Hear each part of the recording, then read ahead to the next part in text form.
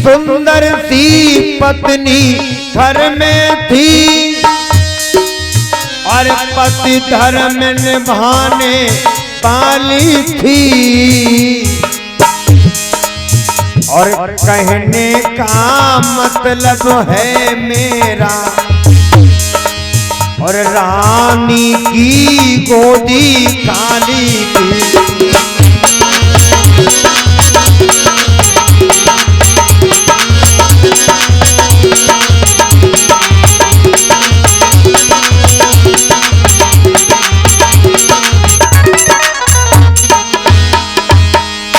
राजा के किसी बात की कोई कमी नहीं है। क्या कमी है? घर में एक किलकारी नहीं है, संतान नहीं है। विद्वानों ने तो यहाँ तक कहा है कि दुनिया की सारी दौलत मिल जाए,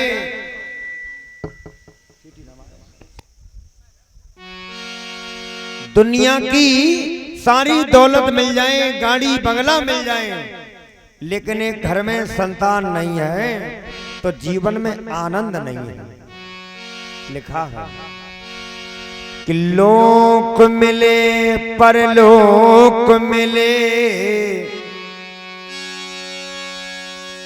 धन माल मिले सुखकारी, मात मिले और पिता मिले, नर देह मिले चाहे प्यारी, ज्ञान मिले और मान मिले, सब सुख मिले जयकारी, मिल जावे सुख के सब साधन, एक पुत्र बिना न सुखार। सारे साधन हो, संतान नहीं है तो आनंद नहीं है। लेकिन यहाँ पर विचार करने की बात है, अच्छा जिनके संतान है उनके जीवन में आनंद है क्या?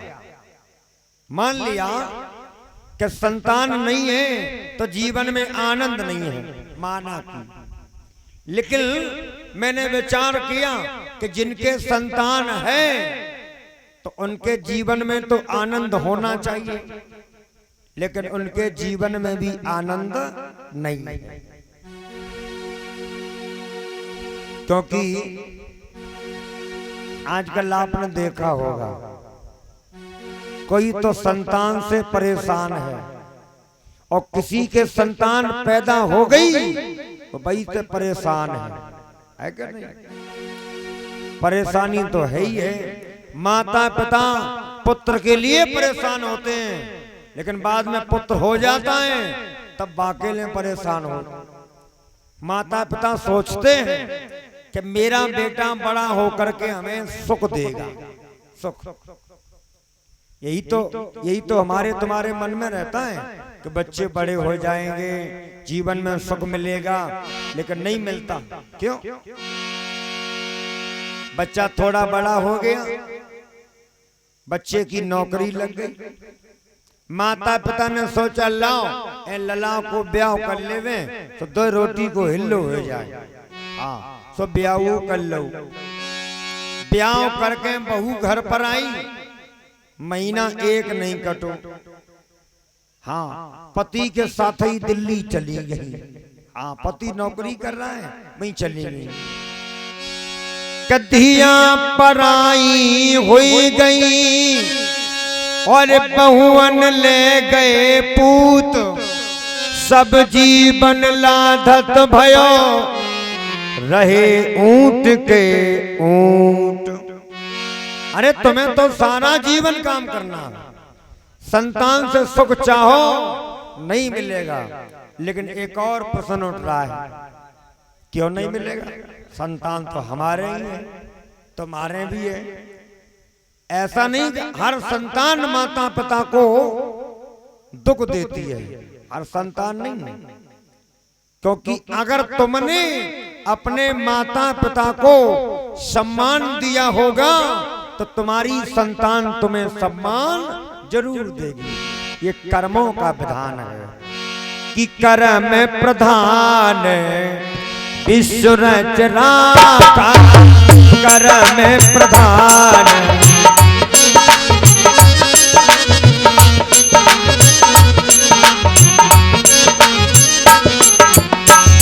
करम प्रधान विश्व रच राखा करम प्रधान। जो जस करे जो जस करेगे सो तस फल चाखा। जो जस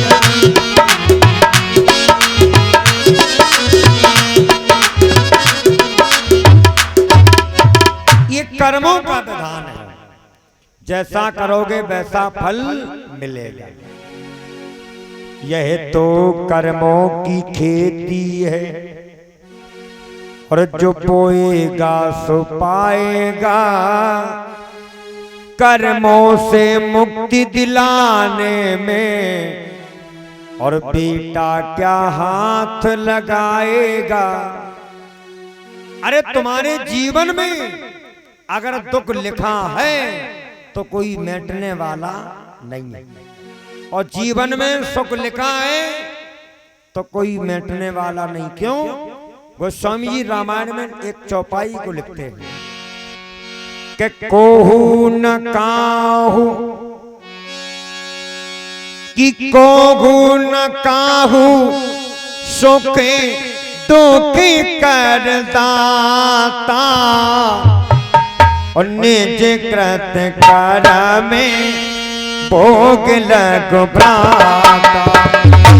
कोहू न काहू सुख दुखी कर दाता। निज कृत कर में भोग लग भ्राता।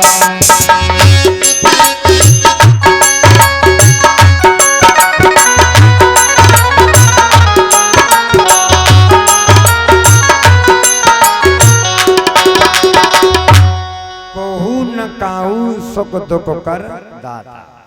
भगवान भी हाथ बटाने वाले नहीं है। हरिश्चंद्र के कोई संतान नहीं है तो बड़े दुखी है। क्यों? संतान नहीं है। एक समय की बात कि नारद बाबा का आना हो गया, और जैसे ही नारद बाबा आए तो कहने लगे चिंता बड़ी मस्तक पर दिखाई दे रही है, और जो व्यक्ति चिंता में होगा वो अलग से दिखाई देगा। हाँ, और चिंता वाला व्यक्ति हंसेगा लेकिन मन में रोएगा। समाज में ये नहीं दर्शाएगा हमें कष्ट है, लेकिन उसके जीवन में बहुत कष्ट है। नारद बाबा जान गए, क्योंकि योगी संत महात्मा हैं, जान गए। कहने लगे क्या बात है? बोले तुम्हें तो मालूम है, बताने की जरूरत नहीं है, हम बताएं तब जानो। तो काहे बात के नारद जी हो है? तन की जानो मन की जानो, जानो चित्त की चोरी। वह पार ब्रह्म से कहाँ छुपी जगह, हाँ जगत की डोरी। नारद बाबा जान गए कि तुम्हें एक संतान का दुख सता रहा है। अगर मेरी मानो तो वरुण देवता की सेवा करनी पड़ेगी, संतान तुम्हारे पैदा हो जाएगी। उपाय बता दिया, और किसी को उपाय बताना भी बहुत अच्छा माना जाता है। अगर तुमने उपाय बता दिया, उसने कर लिया, उसका काम हो गया, तो पुण्य के भागीदार आप भी हो, तुमने उपाय बताया हो। तो हरिश्चंद्र ने वरुण देवता की सेवा प्रारंभ कर दी